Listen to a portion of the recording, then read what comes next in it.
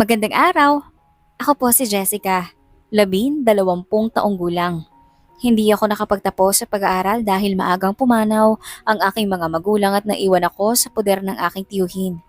Kapalit ng paninirahan ko sa kanila ay ang pagsilbihan sila. Ni minsan, hindi ko naranasan ituring nilang pamilya. Gayunpaman, nagpapasalamat pa rin ako dahil may kumupkup sa akin. Hanggang nakilala ko ang una at huling lalaking nagpatibok sa aking puso. At dito, nagsimula ang kwento ng aking buhay. Gulay! Gulay kayo dyan! Mga suki, marami akong gulay! Lahat sariwa! Malakas na sigaw ni Jessica sa maingay at magulong pamilihan. Gulay kayo dyan! Sigaw pa niya ulit. Di nagtagal ay dinumog na siya ng mga mamimili. Habang abala sa pag-istima sa kanyang mga suki, hindi napapansin ni Jessica ang isang lalaki na kanina pa nakangiti habang pinagmamasdan siya. Si Teniente Aaron Rodriguez, ang bagong tenyente na naka-assign sa lugar nila.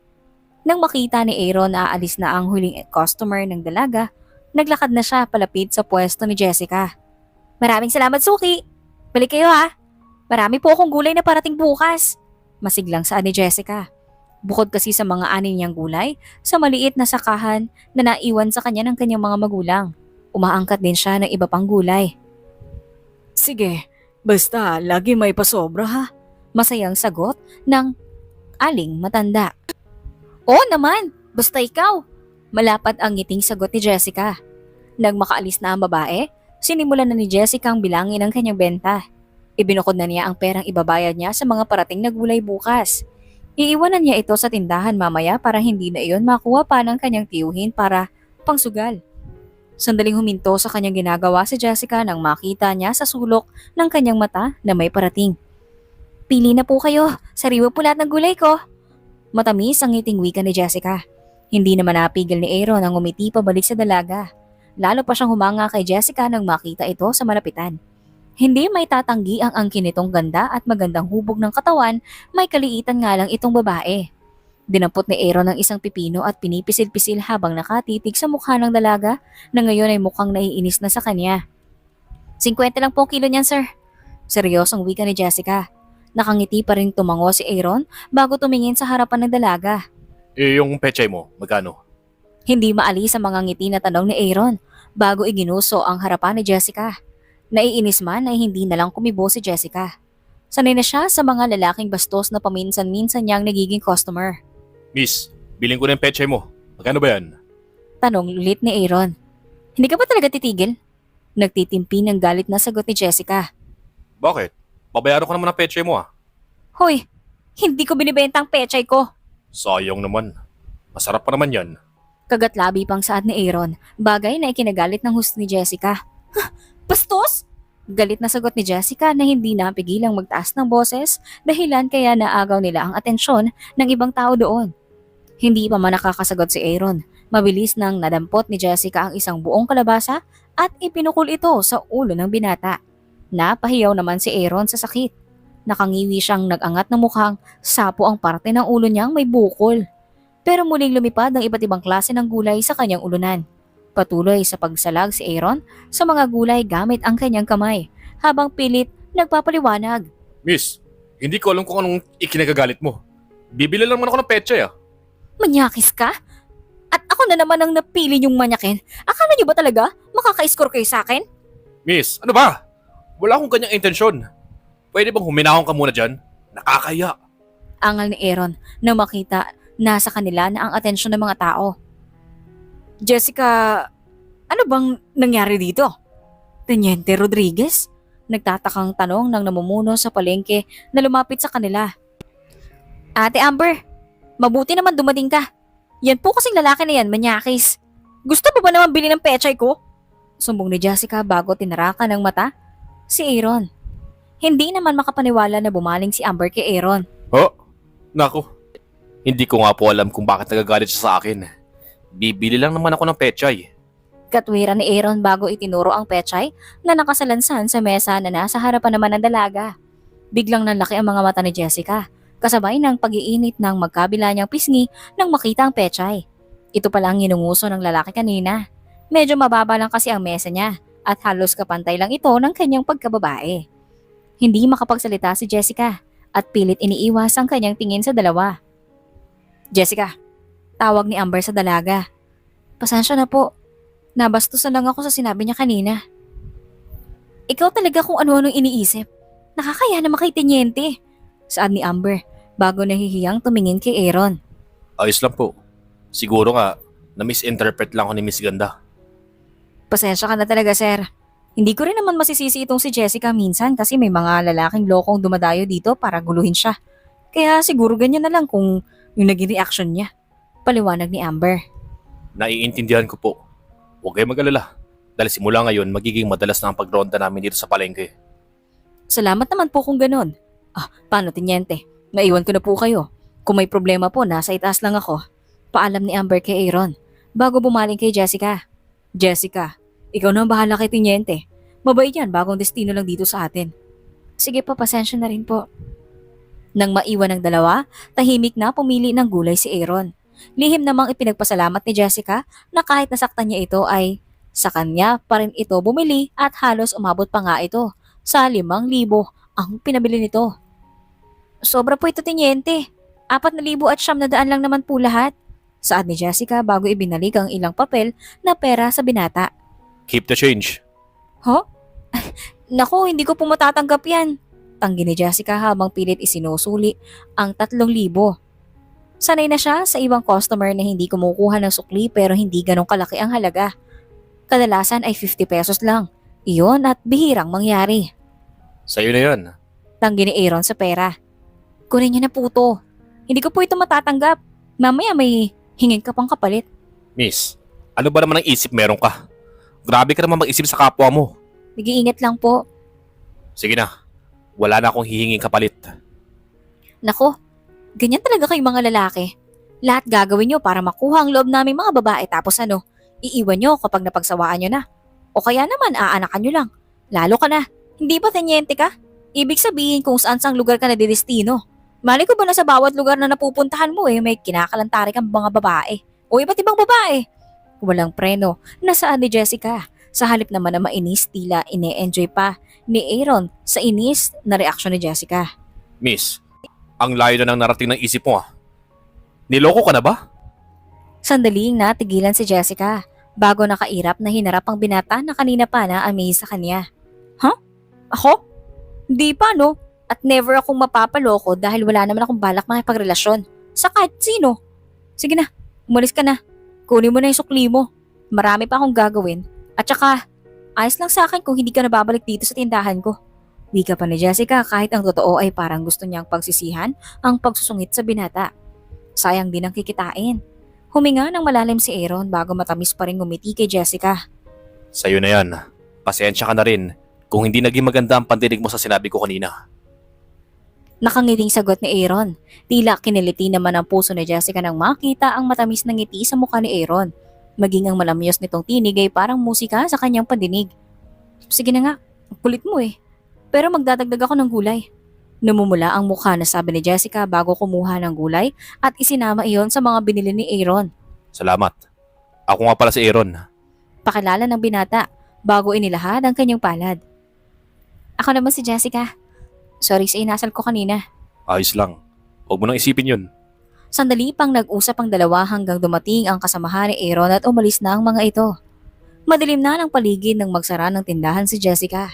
Pagod na pagod siya sa maghapong pagtitinda at parang gusto na niyang humilata at magpahinga. Pero kahit pagod, pinili pa rin niya ang maglakad pa uwi para makatipid sa pamasahe. Gustong-gusto niyang makaipon para makaalis na siya sa poder ng kanyang tiyuhin. Balak niyang ipagawa ang nasira nilang bahay at doon tumira. Hindi naman sa nagrereklamo siya pero nahihirapan na siyang makisama sa kanyang tiyuhin at sa pamilya nito. Oh, mabuti naman dumating ka na. Sakto, tapos na kami kumain. Iligpit mo na yung mga pinagkainan namin. Bungad ni Sarah, ang asawa ng tiyuhin ni Jessica. Kahit masama ang loob ni Jessica sa ginang dahil mas inuna pa nito ang utusan siya kaysa alukin ng pagkain. Nagbigay galang pa rin siya dito. Mano po, Chang. Kinuha ni Jessica ang kamay ni Sarah para magmano. Ganon din ang ginawa niya sa kanyang tiyuhin. Mukhang pagod na pagod ka. Malaki ba ang benta mo ngayon? Nakangising tanong ni Amando. Hindi naman po kalakihan. Konti lang ho kasi, ang namili ngayon, pagsisinungaling ni Jessica. Oo siya. Bigyan mo na lang ako ng 500. Bilisan mo. At kanina pa naghihintay sa akin si paring Isko. Utos ni Amando, bago nagmamadaling tumayo at uminom ng tubig. Heto po. Walang ganang sagot ni Jessica. Sigurado siyang ipangsusugal lang nito ang perang pinaghirapan niya. Kung ganito ba naman edi ayos. Masayang bulalas ni Amando at walang paalam na lumabas ng bahay. Maya-maya pa ay si Sarah naman ang tumayo para pumasok sa silid ng mga ito. Napailing na lang si Jessica habang pinagmamasdan ang mga hugasing na iwan sa kanya. Sa araw-araw na ginawa ng nasa itaas, dapat ay sanay na siya pero may parte pa rin sa kanyang puso ang umaasa na isang araw. Ituring din siyang pamilya ng mga ito. Jessica, eto na pala yung bill ng kuryente. At saka sa isang linggong na pala yung tuition ni Sandra. Baka naman may naitatabi ka dyan. Pera mo muna sa amin. Wika ni Sandra nang bumalik ito sa kusina. Na, sundan ng tingin na lang ni Jessica ang tiyahin nang ipatong nito sa mesa ang bill ng kuryente. Sige po tiyang gagawan ko pa ng paraan. Mabuti naman kung ganun. Maasahan ka talaga. Hinugasan muna ni Jessica ang pinagkainan ng mag-anak bago siya kumain. Pero naudlot siya sa pagkain nang dumating si Sandra, ang kaniyang pinsan at malakas nitong ibinagsak sa bakanting upuan ng dala nitong basket ng maruming mga damit. Hoy Jessica! Pagkatapos mo kumain, laban mo yung mga to. Kailangan kayo bukas. Pagalit nitong utos. Magkasing edad silang dalawa at kung tutuusin ay kaya na nitong iyong gawin. Pero umaasa pa ito sa kanya. Bakit ako? Di ba wala ka namang pasok kanina? Bakit hindi mo yan ginawa? Biglang umasim ang mukha ni Sandra. Ayaw mo? Gusto mong isumbong kita kay tatay at nanay? Hoy, baka nakakalimutan mo, sampid ka lang dito. Alam ko yun. At hindi ko makakalimutan yun. Yun naman pala eh. Di sumunod ka na lang. Laban mo yan bago ka matulog. Sagot ni Sandra, bago mapang-asar ng umisi at saka umalis. Malalim na ang gabi nang nakatulog si Jessica. Kinabukasan, kahit napuyat siya ay maaga pa rin siyang gumising para magluto ng kanilang agahan bago nagtungo sa palengke. Dumaan pa ang mga araw at hindi na muling nakita ni Jessica si Teniente. Aaminin niyang hinahanap-hanap niya ang presensya nito at parang namimiss niya ang binata. Isang araw, hindi na nagtinda sa palengke si Jessica dahil ubos na ang kanyang mga gulay at bukas pa ulit magbabagsak ang kanyang supplier. Sa halip na magpahinga, hinarap niya ang tambak ng kanilang maruming mga damit dahil alam niyang wala naman ibang maglalaban nun kundi siya. Kailangan pa niyang dalhin ang mga ito sa ilog para malabhan ng maayos. Suot niya ang isang puting bestida habang ang kanyang mahaba at medyo kulot na buhok ay hinayaan niyang makalugay lamang. Marami ang nangihinayang dahil hindi siya nakapagtapos sa pag-aaral. Matalino siya at may gandang tinatangi. Maya-maya pa ay nagsimula na siyang magkusot. Nang makaramdam ng pangangawit sa kanyang batok, bahagya itong hinilot ni Jessica. Ngunit napatuwid siya ng kanyang pagkakaupo nang makita ang ilang kalalakihan na papalapit sa kanyang kinaroroonan. Nasa unahan ng mga ito ang isang lalaki kilalang kilala niya, si Teniente. Biglang bumilis ang tibok ng puso ng dalaga at hindi alam kung ano ang gagawin. Habang papalapit ng papalapit si Teniente, hindi mapalagay si Jessica ni hindi niya nagawang alisin ang kanyang paningin sa gwapo at matikas nitong katawan na binagaya ng suot nitong uniforme. Pwedeng makiinom? Nuha ko ng aking mga pangkat. Seryosong sabi ni Aaron. Sige po. Nauutal na sagot ni Jessica bago nagbigay daan sa mga ito. Agad naman na kumalos ng tubig ang binata at uminom. Napalunok pa ng laway si Jessica nang makita ang ilang ulit na paggalaw ng Adam's apple nito. Nahihiyang nagbaba ng tingin si Jessica nang nahuli siya ni Aaron na tinitingnan nito. Hindi ba't ikaw yung babae sa palengke? Kunot ang noong tanong ni Aaron. Jessica, right? Bago pa man makasagot si Jessica, ay narinig na niya ang matinis na boses ng kanyang pinsan kasama ang mga kaibigan nito. Jessica! Ang tigas talaga ng ulo mo! Hindi ba sinabi ko sa'yo na laban mo na rin itong kobre kama ko? Nagmamadaling tumayo si Jessica at lumapit sa pinsan. Pasensya na nakalimutan ko. Hindi sumagot si Sandra at galit na itinapon sa mukha ni Jessica ang makapal na kobre kama kasama ang punda ng unan at kumot na kagabi lang nito ginamit. Sandra, malinis pa ang mga to Angal ni Jessica. Kung malinis yan, edi sana hindi ko dinala sa'yo dito. Kagabi mo lang pinalitan ng punta ng mga unan mo at kumot. Heto nga, nilalaban ko pa yung pinagpalitan mo. Alam ko. Pero hindi maganda ang laba mo nung nakaraan kaya ulitin mo ngayon. Naiinis na sagot ni Sandra bago sumama sa mga kaibigan nito para maligo sa ilog. Napatiimbagang naman si Aaron habang nakikinig sa pag-uusap ng magpipinsan. Sandra? Si Teniente? Pili ng isa sa mga kaibigan nito. Halos malaglag naman ang panga ni Sandra nang makita ang binata. Hi, Teniente. Hindi mo nabanggit na pupunta ka pala dito. Malambing na bati ni Sandra habang nagpapakyut sa binata. Hindi naman talaga ako nagagawi dito. Ngayon lang. Pero kung nalaman ko agad na dito ko pala makikita ang babaeng nagpapatibok ng puso ko, edi sana noon pa lang ay pumunta na ako dito. Seryosong sagot ni Aaron habang nakatingin kay Jessica.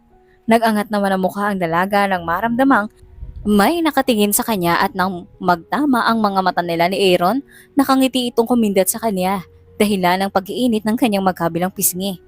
Parang bulating inasinan ng naging reaksyon ni Sandra at ng mga kasama nito. Kinikilig na inipit nito sa gilid ng tenga ang ilang hibla ng buhok bago matamis ang ngiting tumingin kay Aaron. Sinasabi ko na nga ba? Gusto mo rin ako? Malanding sabi ni Sandra at tila walang pakialam kung may makarinig man sa paglalandian nila. Habang ang mga kaibigan nito ay masayang sinuportahan ng babae.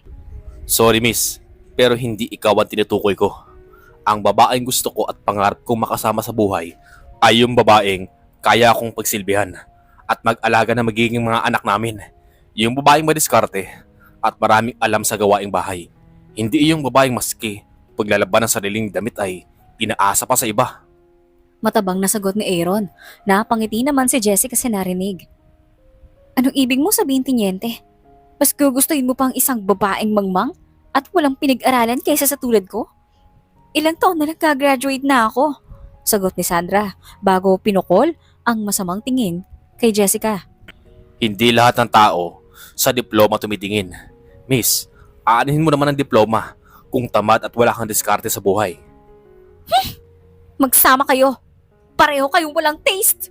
Nagagalaiti na wika ni Sandra bago nagmamadaling tumalikod sumunod naman dito ang mga alipores nito. Mukhang madami ang labahan mo ah. Tulungan na kita. Nakangiting sabi ni Aaron habang iginagala ang mga mata sa mga labahan ni Jessica. Nako, hindi na kailangan. Sisiw lang sa akin yung mga yan. Nahihiyang tanggi ni Jessica. Huwag ka nang maya. Ayos lang sa akin tumulong. Isa pa. Tapos na kami magronda. Wala na rin naman kaming gagawin eh. Hindi na nakapalag pa si Jessica nang kunin ni Aaron ang isang batsa at nilagyan ng tubig bago sinimulang basain ang makapal na kobre kama na dala ni Sandra. Ganon din ang ginawa nito sa iba pang makakapal niyang labahin. Salamat. Nang matapos maglaba ay saan ni Jessica. Kung katulad lang ng mga nakaraang araw, baka hanggang ngayon ay nagkukusot pa rin siya at aabuti ng gabi bago matapos. Walang anuman. Bakit pala hinahayaan mong ganun ang trato nila sa'yo? Nang hindi na makatiis ay tanong ni Aaron. Nakwento na kasi sa kanya ni Jessica ang kanyang buhay at sitwasyon sa bahay ng kanyang tiyuhin. Sila na lang kasi ang pamilya ko. Isa pa, nakikitira lang naman ako sa kanila. Bakit hindi ka umalis sa kanila? Kaya mo namang buhay ng sarili mo ah. Nangako kasi ako kay itay at inay na hindi ako aalis sa poder ng tiyong ko hanggat hindi ko pa napapagawa ang bahay namin. Pero tingnan mo naman. Hindi naman pamilya ang turing nila sa'yo. Ayos lang. Sanay naman ako. Nagpatuloy pa sa kanilang kwentuhan ng dalawa habang magkatabing nagpapahinga sa malapad na bato. Hindi napigilan ni Aaron maawa sa dalaga. May bahagi sa kanyang puso na nais itong ilayo sa mga abusado nitong kaanak at bigyan ng maayos na buhay. Nagsisimula ng kumalat ang dilim sa paligid nang magpasya si Jessica na umuwi. Gusto pa sana siyang ihatid ni Aaron sa bahay ng kanyang tiyuhin pero pinigilan niya ito dahil tiyak na magagalit siya sa kanyang tiyong Amando. Kaya naman nakontento na lang si Aaron, ihatid ng tanaw si Jessica. Nasunong at bitbit ang mga damit na nilaban nito. Napailing na lang ang binata nang makitang nahihirapan ng dalaga na malapit sa kanilang bahay. Samantalang nagulat naman si Jessica nang sa pagpasok pa lang niya ng bahay isang malakas na sampal ng kanyang tiyuhin ang sumalubong sa kanya. Tiyong! Naluluhan niyang sambit. Hindi ba't sabi ko sa'yo na wala sa inyo magpinsan na magdonobyo? Anong itong nalaman ko nakikipaglandian ka sa kung sino-sino lalaki sa ilog? Tiyong, hindi po totoo yan! At sumasagot ka pa? Nanggigigil na wika ni Amado. at muling itinaas ang kamay para sampalin si Jessica. Pero mabilis nang umiwas ang dalaga. Tay, sinabi ko naman sa inyo, malandi yan si Jessica. Kaya wag na kayo magtaka kung isang araw pinuputakti na tayo ng chismis dito sa lugar natin. Sana kasi hindi nyo nalang tinanggap yan dito. Singit ni Sandra. Sandra, nakita mo naman ako kanina. Bakit ganito? Masama ang loob na baling ni Jessica kay Sandra. Totoo naman kasi Jessica, kitang-kita ko kung paano ka makipaglandian kay Tiniente. Tama na yan. Sige na Jessica, magpalit ka na ng damit at magluto. Kanina pa kami nagugutom.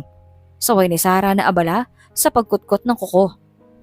Hindi naman sumagot si Jessica. Pinahid niya ang kanyang mga luha bago nagtungo sa kanyang silid. Kitang-kita niya ang matagumpay ng ngiti ni Sandra nang dumaan siya sa harapan nito.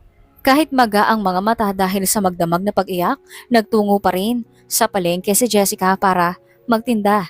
Nagulat pa siya nang maabutan si Aaron sa pwesto nila at tila naghihintay. May dalang pagkain. Hi. Morning. Good morning. Ang aga mo naman yata. Bagamat nakangiti ay mababanaag pa rin sa mga mata ni Jessica ang kalungkutan. Oo. Inagahan ko talaga para makasabay kang kumain. May dala nga pala akong pagkain. Masiglang sagot ni Aaron. Hindi ka na sana nag-abala. Baka may makakita sa atin dito. Bakit? May problema ba? Ayaw kasi ni Chong na nakikipag-usap at nakikipagkaibigan ako sa lalaki. Bakit naman? Dalaga ka at binata naman ako. Wala naman ang nakikitang masama kung magiging magkaibigan tayo o masigit pa dun. Sa kabila ng takot na nararamdaman para sa tsuhin, mas pinili ni Jessica na sundin ang kanyang nararamdaman. Sige, pasok ka.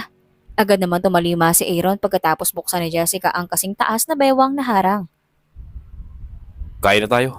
Alok ni Aaron matapos inapag ang mga pagkaing dala. Salamat. Habang kumakain ng almusal, masayang nagkwentuhan ng dalawa na para bang matagal na silang magkakilala. Magaan ang loob ni Jessica sa binata kaya kahit paano ay nabawasan ang bigat ng kalooban na nararamdaman niya. Kain ka pa. Udyok ni Aaron. Salamat pero busog na ako. Konti ka lang pala kumain. Siya nga pala. May gagawin ka ba sa linggo ng hapon? Bala ko sanang ayain kang mamasyal at magsimba na rin. Ha? Hindi ako pwede eh. Hindi papayag si Chong. Sayang naman. Pero kung gusto mong pagpaalam kita sa kanila. Ako, lalong hindi pwede. Lalo lang yun magagalit. Pero bakit? May problema ka ba sa inyo? Nag-aalalang tanong ni Aaron. Wala naman. Ayaw mo ba akong makasama magsimba? Tanong ni Aaron sa malungkot na boses. Gusto. Kaso hindi pwede eh. Please. Pakiusap ng binata. Sige na nga pero sa bandang hapon na lang ako pwede. Marami kasi ang namimili sa umaga. Sige, walang problema. Susunduin din na kita dito.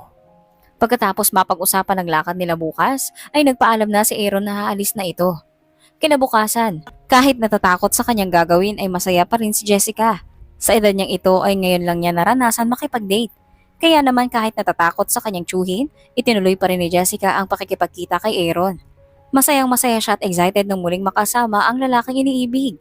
Kaya naman pag uwi niya, kagabi ay inihanda agad niya ang susuotin niya ngayon.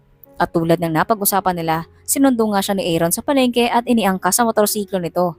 Pagkatapos nilang magsimba, namasyal pa sila at kumain sa sikat na restaurant sa kanilang bayan na kahit minsan ay hindi pa nakainan ni Jessica.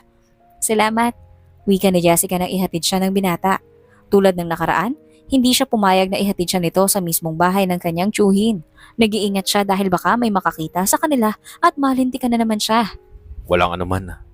Masaya akong kasama kita ngayon. Sana maulit pa to. Maulit-ulit? Hindi pa nga tayo naghihiwalay eh. Siyempre, mamimiss kita agad. Sana pwede lagi tayo magkasama. Ani mo nangangarap na saad ni Aaron. Nagiinit ang magkabilang pisngi na iniwas ni Jessica ang mukha sa binata. Sige na, alis ka na. Baka may makakita pa sa'yo. Nauutal na pagtaboy niya dito. Bakit naman kailangan natin magtago sa tsuhin mo? Handa naman ako humarap sa kanya. Sinabi ko naman sa'yo, di ba? Lalo lang nagagalit si Chong kung ipipilit niyo yung gusto mo. Okay. Pero huwag ka mag-alala. Dahil kapag hindi ako busy, ako na mismo pupunta sa bahay ng tsuhin mo para magpaalam na liligawan kita. Ano, liligawan mo ko? Sira ka talaga. Bakit? Ayaw mo ba? Wala ka bang nararamdaman para sa akin? Ha? Hindi ko pa alam eh. Sige na, Tsaka na lang ulit tayo mag-usap. Nauutal na sagot ni Jessica. Okay, bye. Bulong ni Aaron bago umalis at hinalikan sa labi si Jessica. Hindi naman agad nakahuma ang dalaga at nang matauhan siya ay nakalayo na sa kanya si Aaron. Ganun pala ang pakiramdam ng first kiss? Kinikilig na wika ni Jessica. Hindi niya alam kung ilang minuto siyang nakatayo habang marahang hinahaplos ang kanyang labi. Pakiramdam niya ay nakalutang siya sa alapaap. Nang matauhan, luminga muna siya sa paligid at nang nakitang walang tao, mabilis na siyang umalis sa lugar. Pagdating sa kanilang bahay, nanibago si Jessica nang naabutan niyang malinis at may nakahain ng pagkain sa mesa. Himala, sa isip-isip ni Jessica. Oh, Jessica, andiyan ka na pala. Kumain ka na, nagluto ang tiyong mo. Bati ni Sarah sa dalaga. Ano pong meron? Hindi napigilang tanong ni Jessica. Huwag ka nang maraming tanong. Magpasalamat ka na lang dahil nagluto ang tiyong mo. Naglinis na rin ako ng bahay. Wala ka nang gagawin kundi magpahinga. Masungit na sagot ni Sarah bago tumalikod. Napahugot ng kanyang malalim na hininga si Jessica sa kanyang dibdib. Bago dumulog sa hapag, kahit busog siya, ay pinilit niyang kumain para hindi siya mahalata ng mga ito. Nang matapos ay dumiretso na siya sa kanyang silid. Laman pa rin ang kanyang isipan ng sandaling kasama niya si Aaron maging ang paghalik nito sa kanya. Papahiga na sana siya sa kanyang kama nang makita niyang nakaawang ang drawer kung saan nakalagay ang pera na iniipit niya pampagawa ng bahay. Bakit nakabukas to? Nagtatakang lumapit si Jessica sa drawer at gano'n na lang ang galit niya nang makitang wala ng laman ang kanyang wallet na pinaglalagyan ng kanyang pera. Bitbit ang wallet. Lumabas siya sa kanyang silid at hinanap ang kanyang tiyahin. Si Chang, tanong niya kay Sandra na naabutan niyang nanonood ng TV. Hindi ako tanungan ng nawawalang kalabaw. Padaskol na sagot ni Sandra at mataray na nagtaas ng kilay. Hindi kalabaw ang hinahanap ko. Sabihin mo sa akin kung nasan sila dahil dinakaw lang naman nila ang pera ko. Nang gagalaiting sagot ni Jessica. Tumayo si Sandra at naguuyam na tumawa. Talaga? Kawawa ka naman. I'm sure ubos na nila ang pera mo. Narinig ko sila kanina, pupunta daw sila sa pusuyan para magsugal. Hindi na pinuntahan ni Jessica ang pinsan. Nagmadali na siyang lumabas. Chang, nasan ho ang pera ko? Naiiyak sa galit. Natanong ni Jessica nang makita ang Chang sa pasugalan ni Mang Ambo at may hawak pang baraha. Pwede ba Jessica, umalis ka dito? Kanina pa ako inaalat dito eh. Naiinis na sagot ng babae. Bakit niyo po kinuha yung pera ko? Pinaghirapan ko po yan. Iniipon ko po yan para mapagawa ang bahay namin. Leche ka talagang babae ka? Ang tsuwi mong tanungin mo. Binigyan lang naman niya ako. Galit din naman ang sagot ni Sandra. Bago itinuro ang isang mesa kung saan naroon ang kanyang tsuhin na katulad nito ay nagsusugal din kasama ng ilang kalalakihan. Dali-daling lumapit si Jessica dito. Chong, nasa na pera ko? Anak ng teting oh. Naiinis na bulalas ni Amando bago padabog na ibinagsak ang talo nitong baraha. Chong, kinakausap ko po kayo. Bakit niyo kinuha ang pera ko? Ibalik niyo ho sa akin ang pera ko. Wala na. Talo na. Bale walang sagot ng lalaki. Natalo? Ganun lang yun? Chong, pinaghirapan ko yung perang yun. Hindi pa ba kayo masaya na ako na halos ang nagpapaaral kay Sandra? Ako na rin ang bumubuhay sa inyo. Pati ba naman ang konting perang tinatabi ko para sa sarili ko ay ninakaw niyo pa rin? Na hindi nakapagtimpi ay saad ni Jessica. Ba't bastos ka? Anong akala mo sa akin? Magnanakaw? Bakit hindi po ba? Ilabas niyo na po yung pera ko. Wala akong ilalabas. Talo na nga eh. Kung gusto mo, bawi mo sa kanila. Turo ni Armando sa mga kasugal. Wala nang nagawa si Jessica kundi umiyak habang yakap ang kanyang wallet. Napailing na lang ang mga nakarinig sa pag-uusap nilang magtsuhin. Pagdating sa kanilang bahay, hindi kumibo si Jessica kahit kanina pa siya inuutusan ni Armando. Galit siya dito at wala siyang balak sundin ng mga ipinag-uutos nito. Kahit ngayon lang. Gusto niyang ipapatid sa mga ito na hindi na tama ang ginagawa ng mga ito sa kanya. Jessica! Bigyan ka ba? Sabi ko, ikuha mo ka ng tubig. Galit na sabi ni Amando. May tubig po sa mesa. Kaya niyo na ho yung kunin. Ba't sumusobra ka na? Kanina ka ba? Wala kang respeto. Katulad niyo lang po. Wala din naman kayong respeto sa akin. Kung nabubuhay lamang si Itay at Inay, hindi ko mararanasan ang lahat ng to. Umiiyak na sagot ni Jessica.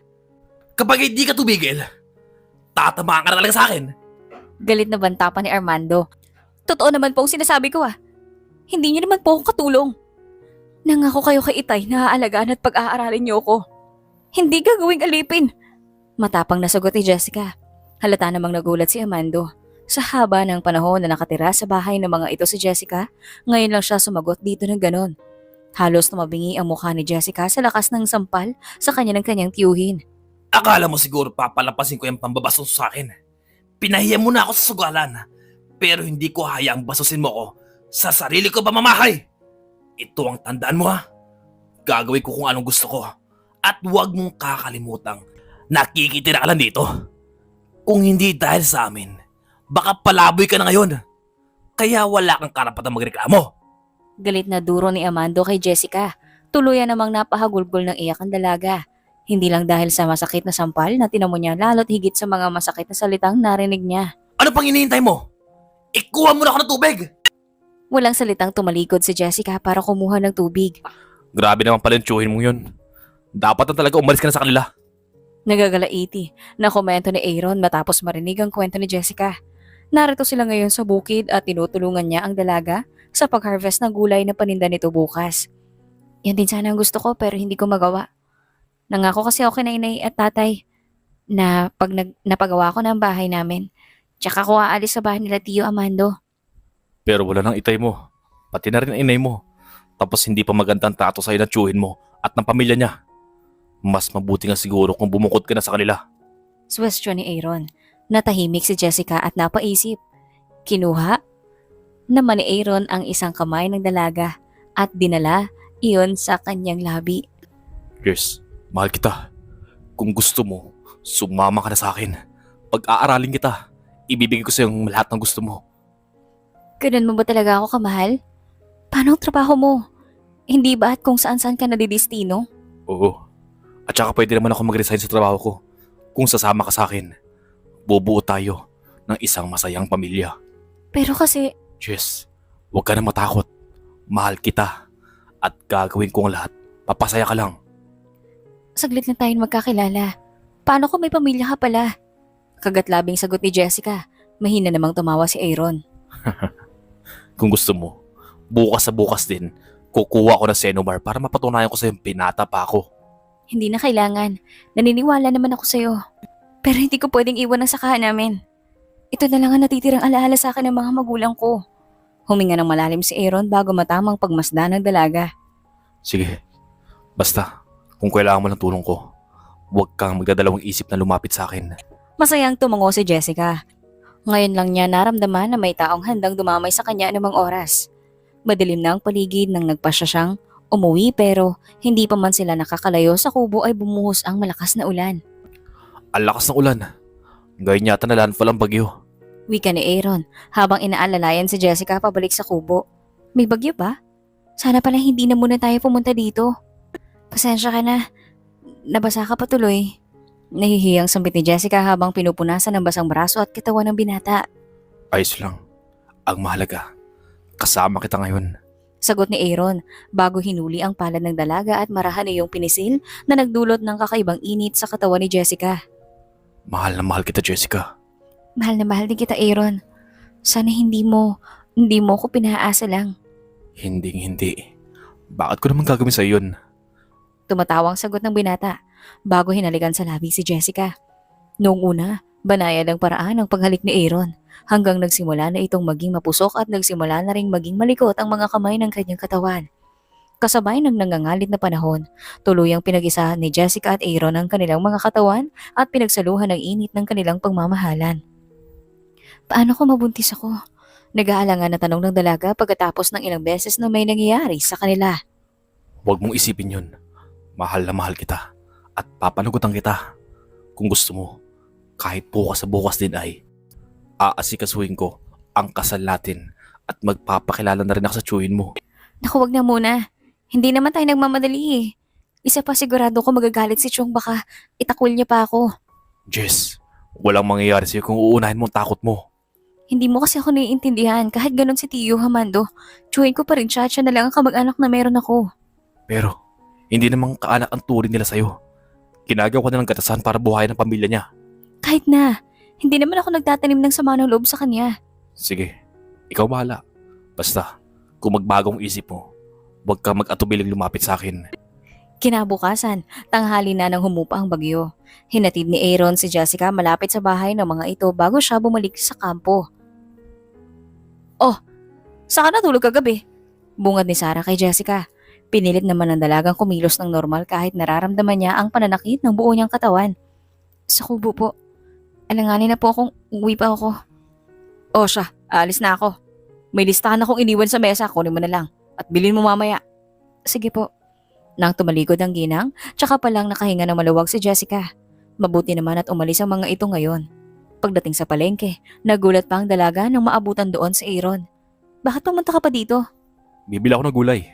Papakiwin ko na yung paninda mo. Ha? Sigurado ka ba? Oo naman.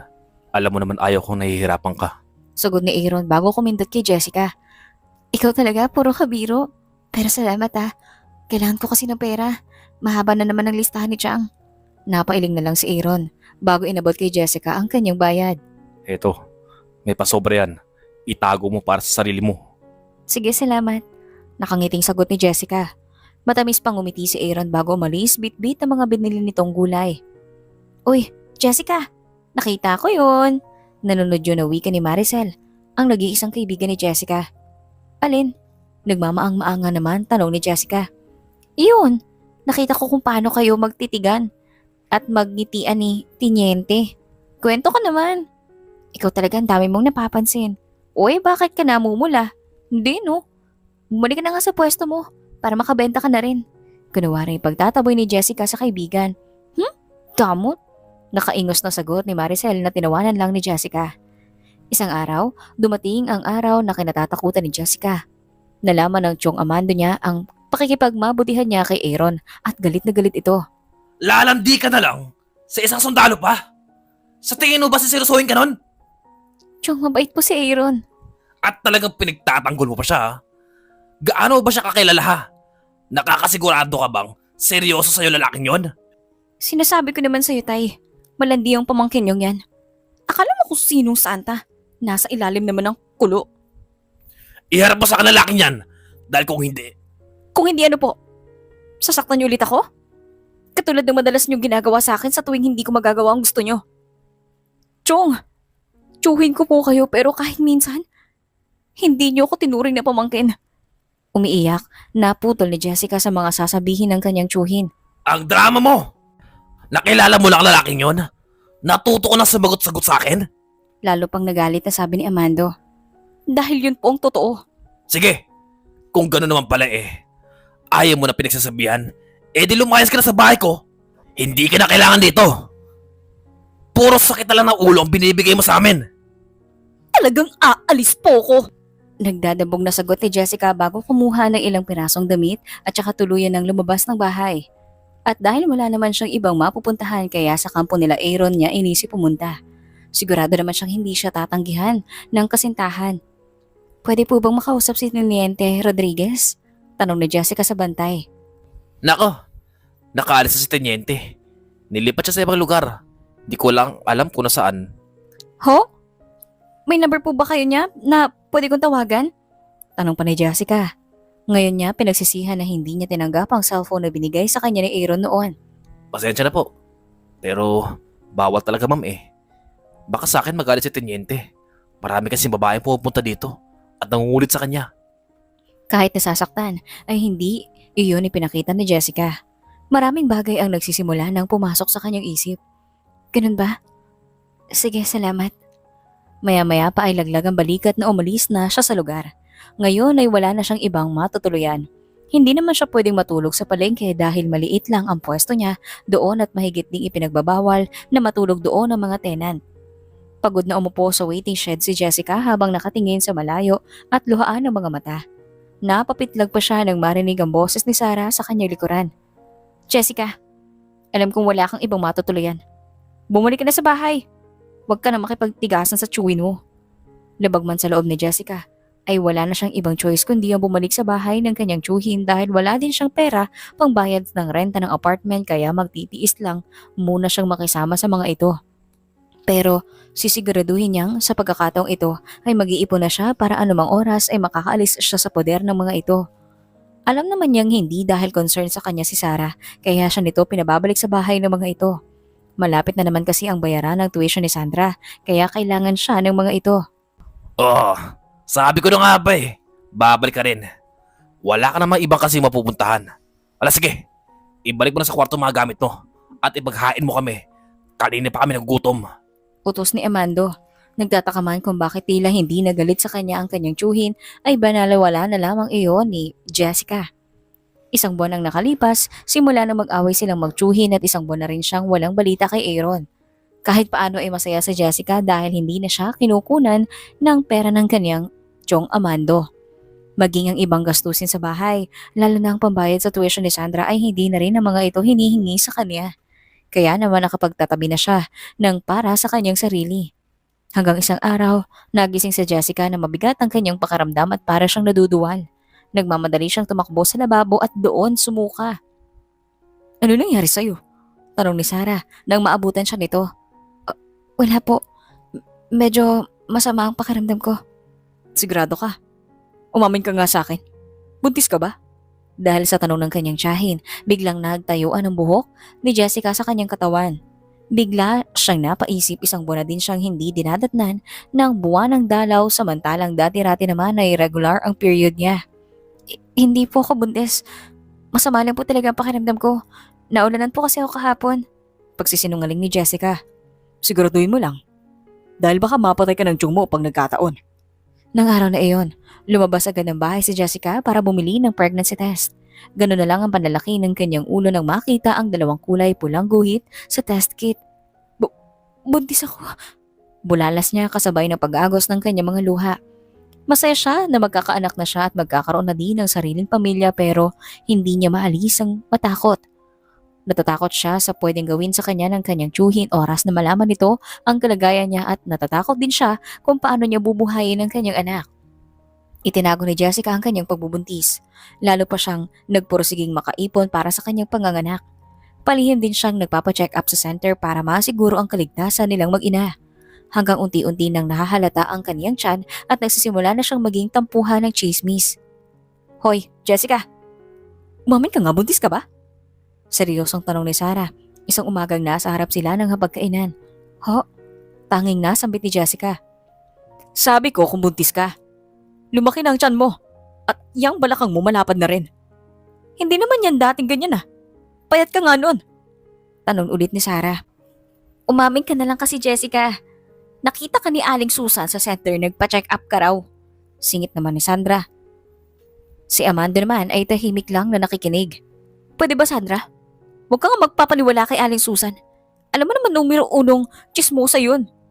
Kahit kinagabihan ay palusot pa rin ni Jessica. Hindi sumagot si Sandra. Tumayo naman ang ina nito at may kung anong kinuha sa kwarto. Pagbalik nito ay biglang nanlaki ang mga mata ni Jessica nang makita ang dala nito ang resulta ng kanyang ultrasound. Chang, saan yun nakuha yan? Natataranta na tanong ni Jessica. Nakuha ko sa tindahan mo sa palengke. Ngayon, aamin ka na ba? Chang, sorry po. Totoo pong buntis ako. Umiiyak na pag-amin ni Jessica. Sabi ko na nga ba? Hindi talaga ako nagkamali. Nasa ilalim talaga ang kulo mo. Puno ng panghuhusga na singit muli ni Sandra. Hindi na sumagot si Jessica at patuloy sa pag-iyak. Napailing na lang si Sarah habang dismayadong nakatingin kay Jessica. Sino ang ama ng pinagbubuntis mo? Maya-maya ay seryosong tanong ni Amado na agad nagdulot ng takot kay Jessica. Si Aaron po.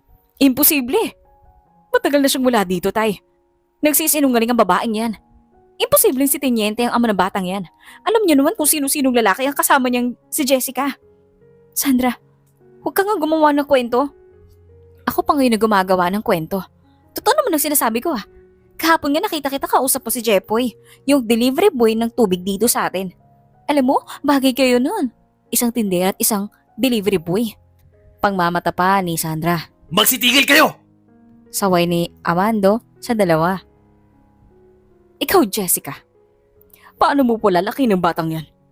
Sa tingin mo ba sapat ang kinikita mo sa palengke para mabigyan ng magandang buhay ang anak mo? Pangiintriga naman ni Sarah. Siyang babalikan po ako ni Aaron. Kami ng anak ko. Siguradong sagot ni Jessica. Pagak namang tumawa ang mag-ina habang si Amando ay tahimik lang. At umaasa ka na talagang babalikan ka niya. Sinabi na namin sa iyo noon pa. Imposibleng seryosohin ka ng lalaking yun. Kung saan saang lugar siya napapadpad at marami pa siyang nakikilala na mas higit sa'yo. Baka nga may asawa na yun at ginawa ka ng pampalipas oras habang nangungulila siya sa kanyang pamilya. Hindi po ganyang klase tao si Aaron. Mahal niya po ako. At naniniwala ka talagang mahal ka niya. Ay nako, Jessica. Gumising ka na sa katotohanan. Niloko at inanakan ka lang ng lalaking yun. Hindi na sumagot pa si Jessica. Ayaw niyang makipagtalo kay Sandra dahil alam niyang wala itong sasabihing maganda. At kahit ano pa man ang sabihin nitong pangiinsulto at pangmamaliit sa kanya, hindi niya pagsisisihan na nakilala niya si Aaron dahil ito. Kaya ngayon ay may anghel na siyang iniingatan sa kanyang sinapupunan. Agad kumalat sa kanilang lugar ang pagbubuntis ni Jessica. Marami siyang naririnig na masasakit na salita mula sa mga kapwa niya babae. Ang masakit ang pinsan pa niyang si Sandra, ang pasimuno ng mga ito. Uy, Sandra, balita ko buntis daw si Jessica. Akala mo kung sino matino nasa ilalim pa ng kulo. Isang umaga ay narinig ni Jessica na pinag-uusapan siya ng kanyang pinsan at mga kaibigan nito. Oo nga eh. At ito pa ha, si Teniente Rodriguez ang tinuturing niyang ama ng anak niya. Ha, feeling niya siguro gusto siya ni Aaron. Maasim ang mukhang sagot ni Sandra. Hindi nga kaya si Teniente nakabuntis kay Jessica?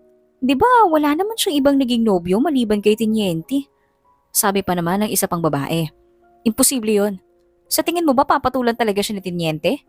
Malabo no? Di ang tulad niyang magugustuhan ni Teniente. Mabuti sana kung nakapag-aral man lang siya. Sinikap ni Jessica na huwag nang pansinin at patulan pa ang mga ito. At nagkabingi-bingihan na lang siya sa kanyang mga naririnig. Ngunit sadya nga yatang imoral ang nagawa ni Jessica dahil kahit sa palengke ay pinagchichismisan din siya. Kaya naman nabawasan ang kanyang customer dahil sinisiraan siya ng iba niyang kapwa tindera. Ang ilan pa sa mga ito ay tahasan siyang pinariringgan. Isang araw, ginabi ng uwi si Jessica dahil gabi na nang dumating ang isa niyang supplier ng gulay. Pagkatapos bayaran ng mga gulay, nagsara na siya ng tindahan para umuwi. Dahil malaki na ang kanyang tiyan kaya mabilis na siyang mapagod. Pagdating sa bahay, pumasok agad si Jessica. Nadatnan pa niyang natutulog sa sofa si Amando at mukhang lasing na naman. Minsan ay nagtataka na rin siya kung saan kumukuha ang mga ito ng pera pantustos sa luho ng mga ito. Maya-maya ay nagtungo na siya sa banyo para maglinis ng katawan. Nang matapos ay lumabas na siya at nakatapis lang ng tuwalya. Nagulat pa siya nang makitang nakatayo sa labas ng banyo si Amando. At kitang-kita ni Jessica ang pagnanasa sa mga mata nito habang pinaglalandas ang tingin sa kanyang katawan. Napakaganda mo talaga. Kagatlabing sabi ni Amando bago marahang naglakad palapit kay Jessica. Chong! Nahihintakot ang tawag ni Jessica bago umatras. Jessica, napakaganda mo. Ang bango-bango mo pa. Sumisinghot na saan ni Amando habang palapit ng palapit sa dalaga. Patras naman ang patras si Jessica at balak sanang bumalik sa banyo pero nasunggaban na siya ni Amando at mahigpit siyang nahawakan sa braso. Chong! Ano? Hindi na natapos ni Jessica ang sasabihin dahil pinulupot na ni Amando ang braso nito sa kanyang bewang. Chong, wag po! Pitahon niyo po ako! Tili ni Jessica at agad umiyak nang maunahan o mahulaan ang gustong gawin ng tiyuhin. Pagbigyan mo na ako, Jessica. Wala namang mawawala sa'yo dahil buntis ka na. Nagpabuntis ka nga sa ibang lalaki. Tapos ako hindi mo ako pagbibigyan. Wika ni Amando. At lalo pang idiniin ang katawan sa katawan ni Jessica kaya naman lalo pa siyang nagpanik nang tumigas ang kanyang tiyan. Chong, bitawan niyo po ako! Ano ba? Sa kabila ng takot ay sigaw ni Jessica.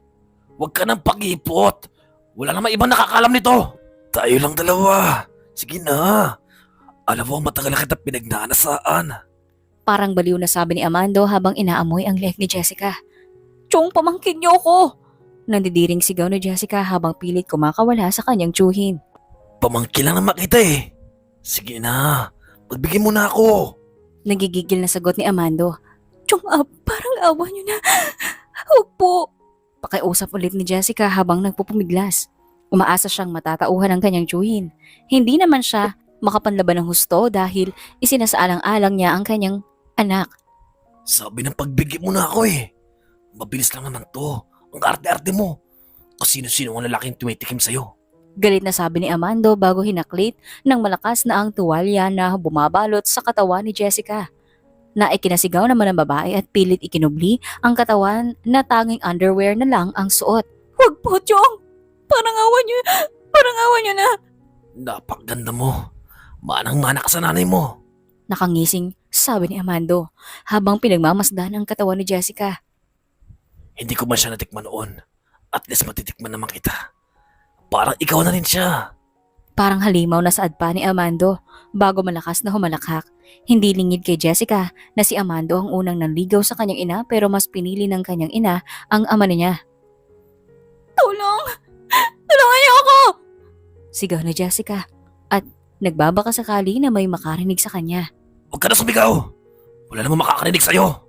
Chong, parang awan niyo na po. Bitawan niyo na po ako. Bakit niyo po ba ako ginaganito? Umiiyak na sigaw ni Jessica bago malakas na tinuhod ang harapan ng tiyuhin. Agad naman itong napaluhod sa sahig at namilipit sa sakit. Jessica, bumalik ka dito. Pag naabutan kita, malilintikan ka sa akin. Habol na sigaw ng lalaki.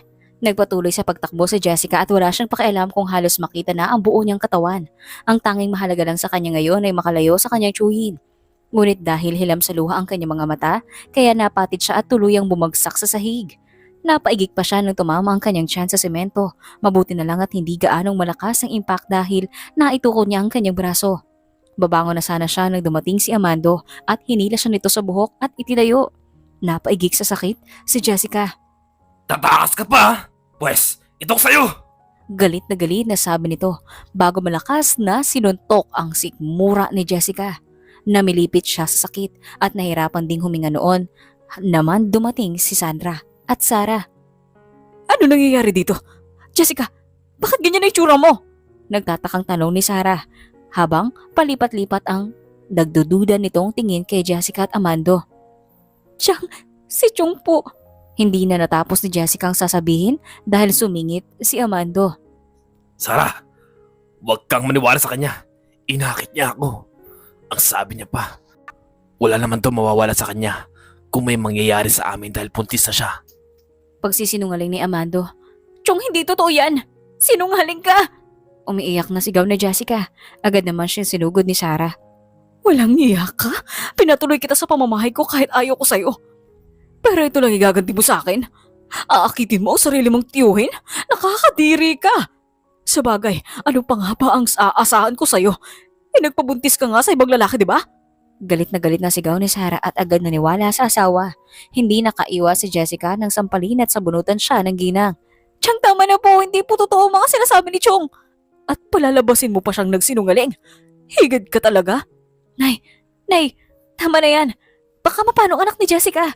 Awat ni Sandra sa ina. Lumayas ka ngayon din. At huwag kang babalik dito kahit kailan. Sigaw ni Sarah at siya na ang kumuha ng mga gamit ni Jessica at hinagi sa mga iyon sa labas ng bahay. Lumayas ka. At huwag kang magpapakita pa ng pagmumukha mo. Hindi sumagot si Jessica at walang nagawa kundi umiyak dahil sa labis na habag sa kanyang sarili. Si Amanda naman ay tahimik na pinanood ang mga nangyayari. Bitbit ang kanyang mga gamit. Naglakad si Jessica palayo at wala siyang pakialam kung pagtitinginan man siya ng mga tao. Besh, ano nangyari sa'yo? Hindi makapaniwala na bulalas ni Maricel nang pagbuksan ng pinto ang kaibigan. Pinalayas ako ni Chang. Sagot ni Jessica at sinimula ng magkwento. Napakawalang hiya talaga ng tiyahin mo na yan. At saka yung Chong mo na yun? Alam mo, dapat sa kanya makulong. Galit na komento ni Maricel matapos marinig ang kwento ni Jessica. Hindi na, Besh. Dalo lang ako pagtatawanan ng mga tao. Sino ba naman ang maniniwala na pinagtangkan akong gahasain ng Chong? Alam mo naman ang kalagayan ko. Buntis ako at walang amang anak ko. Hikbi ni Jessica. Huwag mong sabihin yan. May amang anak mo. At tulad mo, naniniwala rin ako na babalikan ka niya. Nang gabing iyon, sa bahay ni Maricel, nagpalipas ng gabi si Jessica at hindi pa rin siya tumatanggi nang alukin siya nitong doon na muna tumira dahil delikado sa tulad niya ang mangupahan at manirahan mag-isa dahil nga buntis siya at walang mag-aalaga sa kanya. Taos puso naman siyang nagpapasalamat dito at sa pamilya nitong kumupkop sa kanya. Nagpatuloy sa pagtitinda sa palengke si Jessica. Meron na rin siyang sapat na ipon para sa kanyang panganganak. Hanggang isang araw, dumating ang sandaling pinakahihintay niya. Hi miss, gulay nga. Isang bundle na pechay. Malambing na wika ni Aaron sa nakatalikod na dalaga. Bigla namang nanigas ang katawan ni Jessica nang marinig ang pamilyar na tinig ng binata. Dahan-dahang siyang lumingon at nang makita ang kasintahan, umiiyak na yumakap siya dito. Natigilan naman si Aaron at hindi magawang yakapin pabalik si Jessica. Buntis ka? Nauutal na tanong nito. Oo, nagbungang nangyari sa atin. Masaya at patuloy sa pag-iyak na sagot ni Jessica. Talaga? Magkakaanak na tayo? Hindi mo alam kung paano mo ko napapasaya. Masayang masaya na bulalas na Aaron. Ako man Aaron, lalo na ngayon narito ka na ulit. Salamat at bumalik ka. Pinalikan mo ako. Parang batang sagot ni Jessica at lalo pang nangunguyapit sa leeg ni Aaron na para bang takot na muli itong mawalay sa kanya. Pasensya ka na. Kung hindi ako nakapagpaalam sa'yo, biglaan kasi ang pag-alis ko. Nang dumaan naman ako sa bahay niyo, nagkataong wala ka at ang tsuhi mo lang ang nakausap ko. Binigay ko naman sa kanyang phone number ko pero hindi ka naman tumawag sa akin. At sa tuwing tumatawag naman ako, ay siya lang palagi nakakausap ko. Busy ka nga daw palagi sa pag-aaral. Paliwanag ni Aaron. Kasalukuyan na silang nasa fast food chain at kumakain. Hindi naman napigil ni Jessica ang tumawa sa sinabi ng binata. Pag-aaral? Alam mo naman na hindi na ako nakapag-aral dahil kailangan kong kumayod. Natatawa niyang sagot.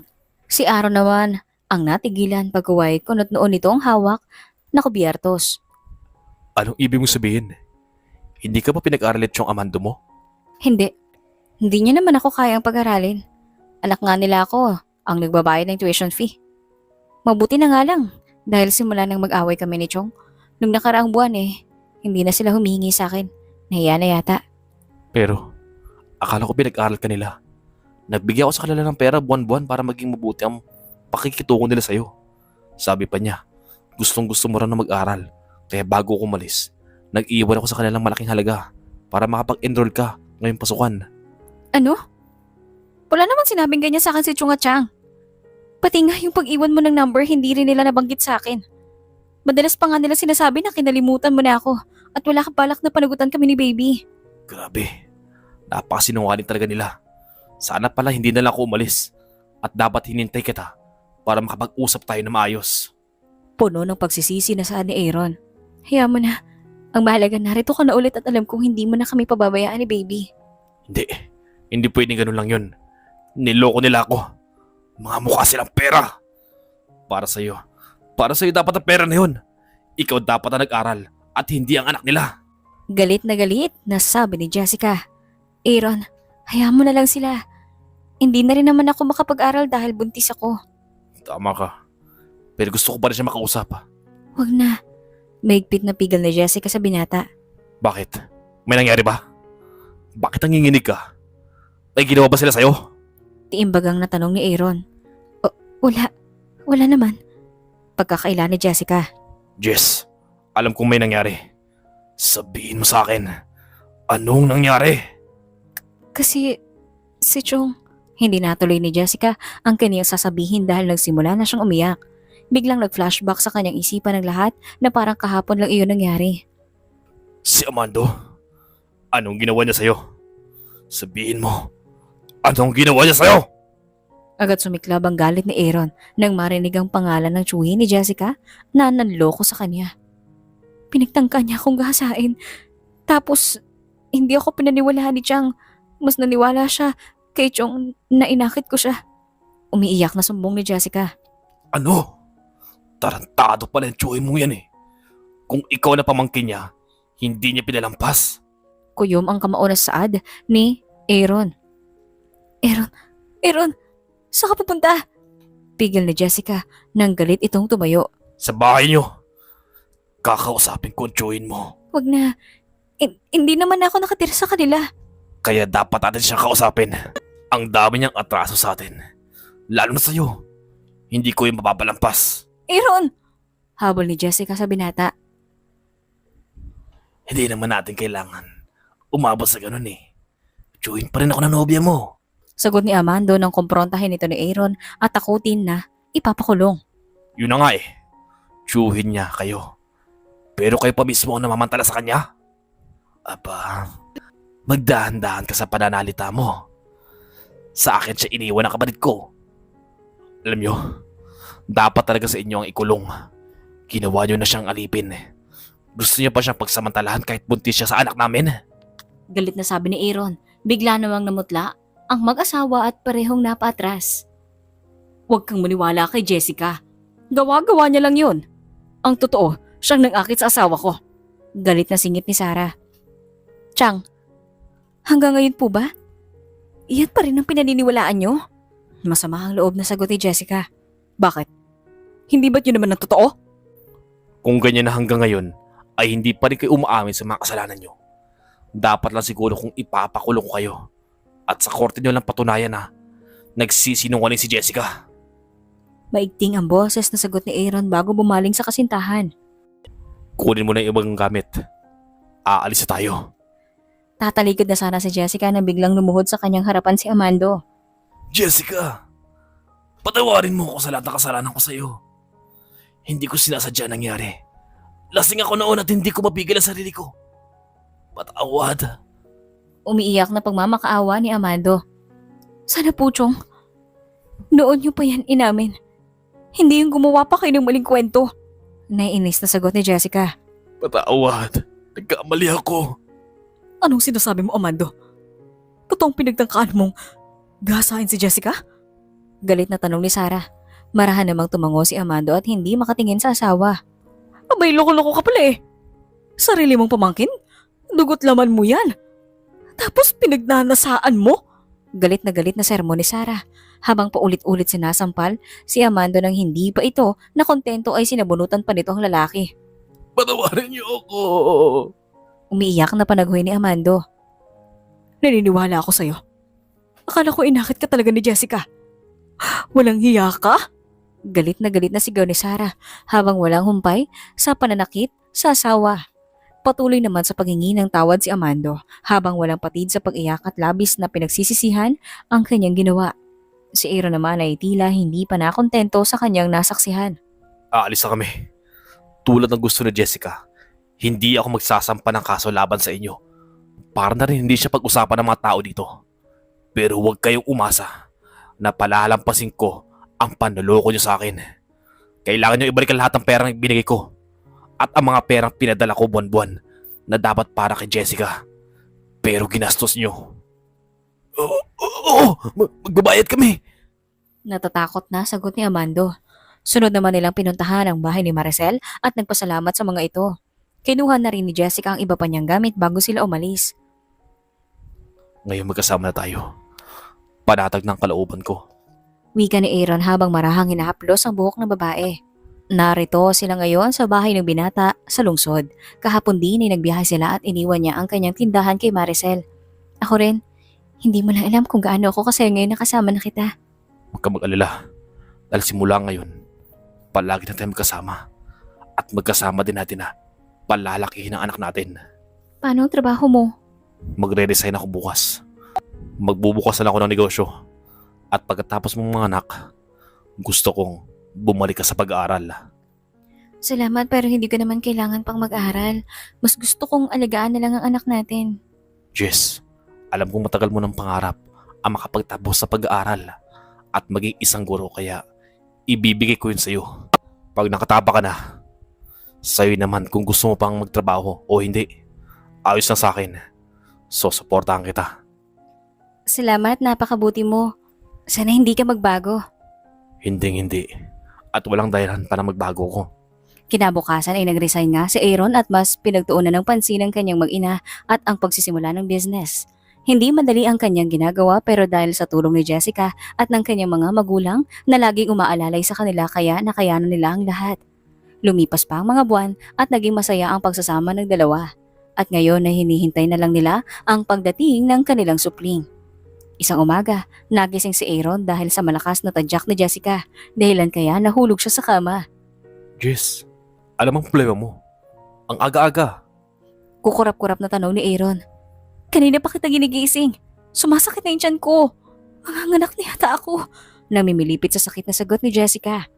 Tuluyan namang nagising ang diwa ni Aaron sa narinig. Ha? Talaga? Manganganak ka na? Hindi makapaniwalang tanong niya. Oo nga, kumilos ka na. Agad naman na tumayo si Aaron pero maya-maya lang ay naiiritang pumalatak sa Jessica nang makitang paulit-ulit lang ang binata sa loob ng kanilang silid. Aaron, ano ba? Manganganak nang ako! Palakad-lakad ka ba dyan? Wala silang kasama sa bahay dahil umuwi sa probinsya ang kanilang kasambahay dahil nagkaroon ng emergency sa pamilya nito. Ah, ah, ah, ah, ano ba gagawin ko? Wala sa sariling tanong ni Aaron. Gustong matawa ni Jessica sa reaksyon ni Aaron pero mas nangibabaw ang sakit na nararamdaman niya. Ano pa nga ba? Siyempre, dali mo ako sa ospital. Nandiyan ang mga gamit ko. Sagot ni Jessica. Bago itinuro sa binata ang bag kung saan nakalagay ang mga gamit na pinahanda sa kanya ng kanyang OB. Mabilis naman niyong dinampot ni Aaron at nagmamadaling lumabas ng silid. Galit na binulyawan ulit ni Jessica ang kasintahan. Aaron, ano ba? Wala ka bang pakialam sa akin? Hindi mo man lang ako tutulungan. Ang sakit na ng tiyan ko. Naiinis niyang sigaw. Sorry. Ito na. Natataranta na sagot ni Aaron bago pumihit paharap kay Jessica at inalalayan ito palabas. Habang naghihintay sa labas ng delivery room, hindi mapalagay si Aaron. Kanina pa siya pinagtitinginan ng mga tao doon pero hindi niya binigyang pansin ng mga ito. Walang ibang laman ang kanyang isipan kundi ang kanyang nobya at ang kanilang kambal. Pagkatapos ng ilang magkakasunod na malakas na mga pag-ire, nakangiting lumabas ang babaeng doktor. Agad itong sinalubong ni Aaron. Dok, kamusta mag-ina ko? Maayos na sila. Ligtas na ang iyong asawa at ang inyong kambal. Pwede mo na silang dalawin mamaya. Maraming salamat po kung ganun. Nang sabihin ng nurse na pwede na siyang makita ang kanyang mag-ina, walang sinayang na sandali si Aaron at agad na pumasok sa silid kung saan inilipat si Jessica. Hi. Nagangat ng mukha si Jessica at agad kumunot ang kanyang noo nang makita ang kasintahan. Hindi ka ba nilalamig? Ha? Nagtatakang tanong ni Aaron. Sabi ko hindi ka ba nilalamig? Tingnan mo nga yung suit mo. Inis na sabi ni Jessica. Otomatiko namang sinuri ni Aaron ang kanyang katawan at ganoon na lang ang kanyang pagkabigla nang makitang boxer short lang at sando na pantulog niya kagabi hanggang ngayon ay suot niya. Hindi ko na napansin. Nataranta kasi ako kanina eh. Ganito pala ang feeling ng first time, daddy. Natatawang umiling si Jessica. Ang laki ng katawan nito pero nerbiyoso pala. Maya-maya pa ay pareho na silang pinagtatawanan ng mga nangyari habang papunta sila sa ospital. Jess, salamat ha. Dahil sa'yo. Kaya may kambal ako ngayon. Ako ang dapat magpasalamat sa'yo. Dahil hindi mo kami pinabayaan. At pangako, kahit sa pagtanda natin, hindi ko kayo papabayaan ng ating mga anak. Salamat. Ayoko maranasan nila ang mga naranasan ko. Emosyonal na sabi ni Jessica. Hindi nila mararanasan yun. Salamat. Pangako, I love you. Saad ni Aaron bago buong pusong hinalikan si Jessica. I love you too. Sagot ng dalaga. Matapos ang makapugtong hininga nilang halikan. Lumipas ang 1 taon at ngayon ay mag-iisang taon na ang kambal na sila Axel at Azel. Hindi naman ganito kabongga ang first birthday nila. Reklamo ni Jessica habang nilalagyan ng pangalan ng mga imbitasyon para sa kaarawan ng kambal. Han, papigyan mo na ako. Unang kaarawan nila. Kaya gusto ko, mas bongga ito kaysa sa binyag nila. Ay, ano pa nga bang magagawa ko? Heto na nga't hininihanda mo na ang lahat. Natatawang ginulo ni Aaron ang buhok ng dalaga bago bumalik sa kanilang ginawa. Bakit may sobra?